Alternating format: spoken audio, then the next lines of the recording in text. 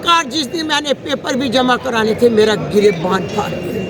हजारों वीडियो मैंने चाड़ी कि मेरे लिए इंसाफ करे, इलेक्शन लड़े, बार लड़े, किसी की चार दीवारी फलांग कर, घर के दरवाजे तोड़कर किससे अजीम माँ की इतनी तज़ील ना करो, गजब नाजिल हो जाएगा। माँ बहुत अजीम चीज़ है, आपको क्या पता कि उस रात माँ किस कर्ब से गुजरी थी वो मेरा अल्लाह जानता है। मैंने कहा ज़मीन फट और मैं दोज़ हो जाऊँ, मैं ठीक दफन हो जाऊँ। और देखो मेरी जीत में जब मैं घर से अकेली निकली तो मैं सोचती थी, रो रही थी गलियों में जाते हुए, मगर लाखों शहरी नौजवान सियालकोट के बहादुर बेटे बेटियां माओ बहने लाखों उम्रदार मेरे साथ निकले, लाखों ईमानदार मेरे साथ निकले।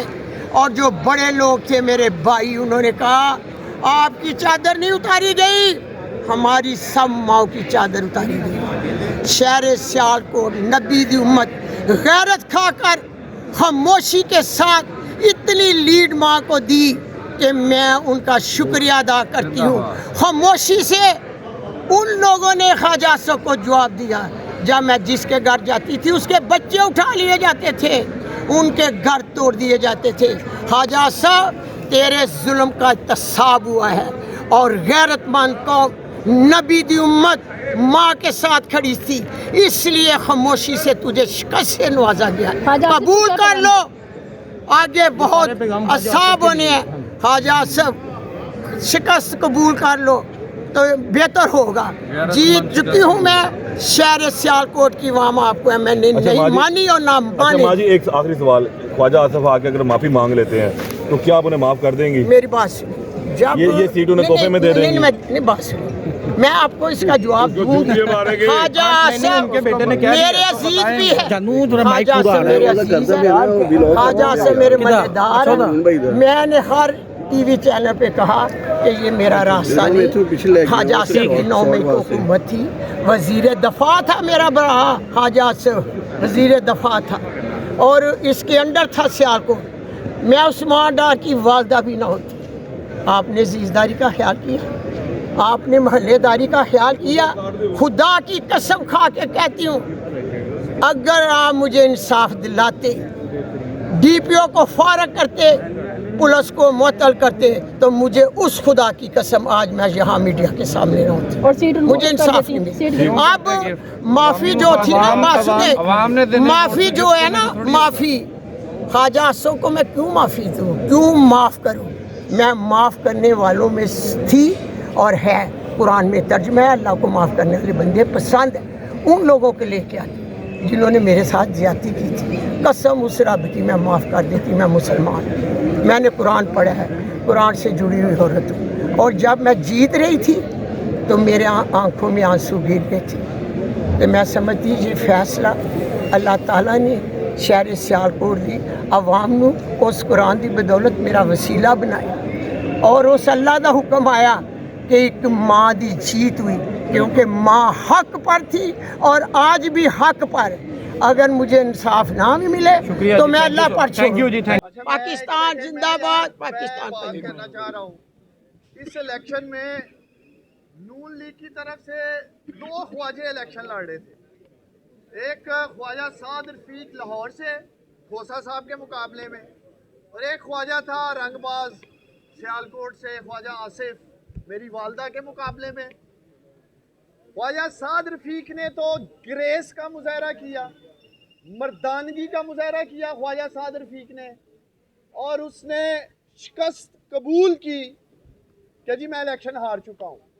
लेकिन नून लीग का दूसरा ख्वाजा रंगबाज सियालकोट वाला, जिसने हमेशा बेशर्मी का मुजाहरा किया है, और मैं समझता हूँ इस दफ़ा ख्वाजा आसिफ ने बेशर्मी का नहीं बगैरती का भी मुजाहरा किया है, इसलिए कि सियालकोट के 5.5 लाख वोटर्स के हक पे इन्होंने डाका डाला है। ये ख्वाजा आसिफ कान खोल के सुन लो, तुम वोट चोर हो, वोट चोर ख्वाजा आसिफ। और ये वोट चोर का नारा ख्वाजा आसिफ का सियालकोट की गली गली में पीछा करेगा, मेरा इससे वादा है। ये मैं इसी हाई कोर्ट में कह के गया था कि मैंने सियासत ज़रूर छोड़ी है लेकिन मैंने अपनी माँ का साथ नहीं छोड़ा। और मैं आज मीडिया पे इसलिए खड़ा हूँ, आप लोग पहले भी मुझे कहते थे डॉक्टर साहब आए हाई कोर्ट बात करें, मैं सिर्फ और सिर्फ इसलिए अब मीडिया पे सामने आया हूँ कि जो डाका 5.5 लाख वोटर्स में डाला गया है सियालकोट में, मैं उनका वकील बन के आया हूँ, मैं उनका वकील बन के खड़ा हूँ आज मीडिया के सामने। ख्वाजा आसिफ में अगर अखलाकी जुर्रत है तो क्यों नहीं ये अपने पोलिंग स्टेशन का कंटोनमेंट में, जहाँ इसका पोलिंग स्टेशन है, घर का 350 वोटों से आ रहा है मेरी माँ से, आज तक फॉर्म 45 सामने नहीं आए। एक फॉर्म 45 नून लीग वाले 5 दिन हो गए सियालकोट ने 71 का जारी नहीं कर सके। कल तक प्रिजाइडिंग ऑफिसर्स को प्रेशर दिया गया सियालकोट में, प्रिजाइडिंग ऑफिसर उठाए गए, आए झूठे रिजल्ट बनाए, साइन करें। बहुत सारों के मुझे कॉल है कि डॉक्टर साहब ऐसा ये वाली ताड़ी मां नाल ज्यादती नहीं करनी, सानू बुलाया जा रहा है, सानू पैसा ऑफर हो रहा है कि आओ तो सानू असी पैसा भी देने हैं, किसी तरीके आके फॉर्म 45 आप लोग बदल दें। अब ये 2018 नहीं है ख्वाजा आसिफ, जहाँ एक टेलीफोन कॉल हुई इलेक्शन लूट के तुम चले गए, आहर तक जाएंगे। और ये मेरा पैगाम उन सरकारी अफसरान के लिए है, ये जो इस धांधली में मुलव्वस हैं, वक्त बदलते देर नहीं लगती, इस्तगासा करेंगे। डीपीओ हसन इकबाल जो बुचर ऑफ सियालकोट है, बुचर ऑफ सियालकोट, जिस तरह बुचर ऑफ गुजरात नरेंद्र मोदी, जिसने इस्तेसाल किया, कत्लेआम किया मुसलमानों का गुजरात में, इसी तरह इस डीपीओ हसन इकबाल ने सियालकोट के लोगों की तज़ीक की है।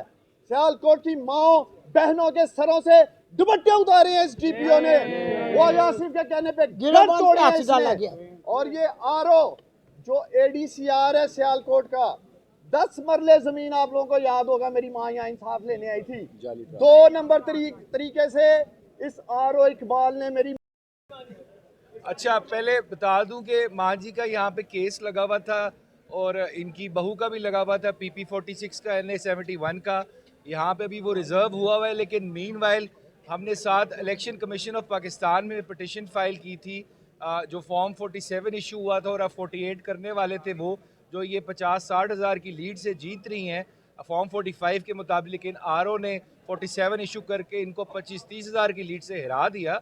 तो इस बेईमानी के और गैर कानूनी काम के ख़िलाफ़ इलेक्शन कमीशन में गए, तो खुशखबरी की बात यह है कि इलेक्शन कमीशन ने उस पर स्टे ऑर्डर कर दिया है और अब वो ख्वाजा आसिफ साहब का जो रिटर्न कैंडिडेट का नोटिफिकेशन है और फॉर्म 48 है वो जारी नहीं हो सकता। तो ये बड़ी अच्छी बात है, खुशखबरी की बात है। जो इनके वोट पे डाका मारा गया, जो सियालकोट की आवाम के हक पे डाका मारा गया, उसको फ़िलहाल इलेक्शन कमीशन ऑफ पाकिस्तान ने स्टे कर दिया। नेक्स्ट तारीख 14 तारीख को लगा हुआ, तो इंशाल्लाह केस पाया तकमील तक जाएगा और जो इनका हक है, जो इनकी वोटर्स का हक है, सियालकोट की आवाम का हक है, वो उनको मिल के रहेगा, कानूनी जंग जारी रहेगी। बाकी चीज़ माँ जी बताएंगी डिटेल्स जो मैं खुद ही। बिस्मिल्लाहिर्रहमानिर्रहीम।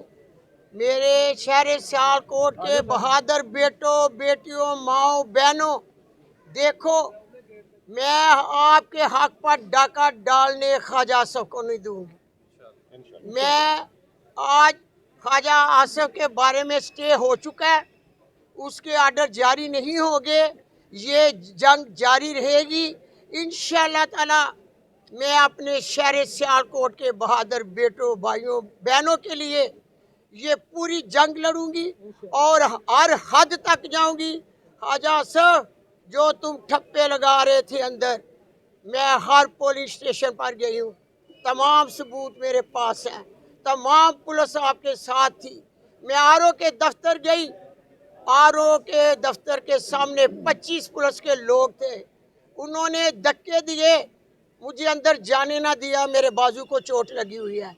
और दूसरे लोगों ने भी बड़ी कोशिश की कि हम डाका डालने नहीं देंगे, मगर पुलिस ने लाठी चार्ज करके हमें निकाल दिया गया।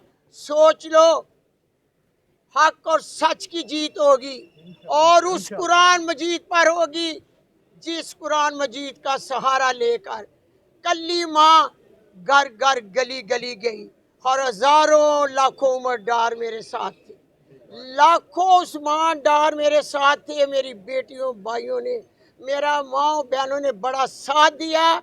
मेरा इस मीडिया चैनल के थ्रू पैगाम है कि मैं आपको सलाम पेश करती हूँ और माँ के दरवाजे हमेशा खुले रहेंगे। माँ दरवाजे पुत्रा तियाली बंद नहीं करती, वो हमेशा खोल दिए, माँ हमेशा खोल दिए। इंशाअल्लाह ताला मैं डाका डालने नहीं दांगी। मुझे अपने कुरान मजीद पे भरोसा है और अपने खुदा पर भरोसा है। मैंने उस पर फैसले छोड़े हैं जिसका सहारा लेकर मैं निकली थी। मुझे उम्मीद है कि इंशाअल्लाह ताला इलेक्शन कमीशन भी एक माँ को जानते हुए, उसकी अजीम हस्ती को जानते हुए, जो जुल्म मेरे साथ हुए और जो मेरी जीत है उसे शिकस्त में नहीं बदलेंगे। मेरा पैगाम है आपको कि मेरे कुरान और माँ के रिश्ते को समझते हुए जो मेरी लीड है, मैं इलेक्शन जीत चुकी हूँ और शहर सियालकोट ख्वाजा आसफ को नहीं माना, ना मानता है। कहते हैं माँ आप हैं, MN आप जीत चुकी हैं। मेरा पैगाम है कि शिकस्त को मान लो। अल्लाह।